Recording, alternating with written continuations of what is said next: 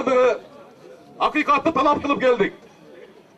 Ахматбек Келдібековтің күнәлі емескендігін биліктің ең чоң бұтағының басшысы, есептөө палатасының басшысы Эльмира Ибраимова айтты.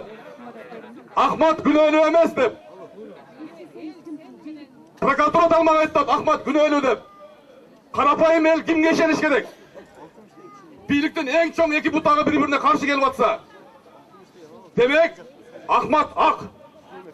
Ахматты ақташ керек. Құрметті болғандар, дағы бір жолы біз биліктің өкілдеріне, сот билігіне ақиқатты талап қылып қайырлауыз.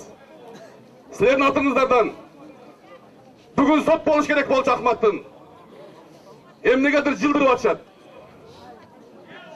Ойлап атшады оқшайды. Оштың елі қолдайы деп.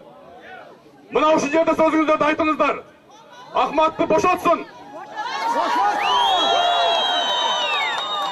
Ошондықтан туғандар, мына ушул жердегі мен Бишкектегі қорғау комитетінің мүшесімін. Бишкекте қорғау комитет түзілген. Ахматбекті мыйзамдуу қолдап қорғау алу бойынша.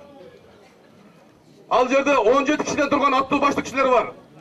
Кыргызстандын бүт бардығынан жалаң ош эмес, Ысык көл, Талас, Чүй бардык жерден киришип, ушул маселени мыйзам жолунда чечүүнү талап кылып турушат.